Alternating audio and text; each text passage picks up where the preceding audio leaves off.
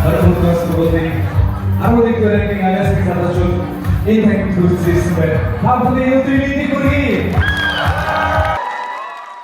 Манай нийслэлийн соёлын төв өргөөний зүгээс ерөнхий боловсролын сургуулийн 9-өөс 12 дугаар ангийн сурагчдад зориулсан юм нээлттэй тайз хэмээхийн төслийг эхлүүлж байна. Уг төсөлд ерөнхийдөө хүүхдүүдийн авиас чадвар, урлагийн мэдрэмж тэр бүхнийг нээн илрүүлэх, цаашлаад хөгжүүлэх, одоо мэрэгжлийн тайзан дээр гарч ирээд өөрсдийнхөө тэр айцыг дарах, даван туулах гэдэг тийм мэрэгжлийн заавар зөвлөгөө өгөөд одоо ерөнхий боловсролын сургуулийн бүх хүүхдүүдтэй яг ингэж багш нар соёлын хэмжээнд гээд харилцах тэр хүүхдүүдэд соёлын талаарх ойлголтуудыг өгшөө гүн гүнзгий өгөх зорилгоор бид нар юм нээлттэй тайз хэмээх төслийг эхлүүлж байна.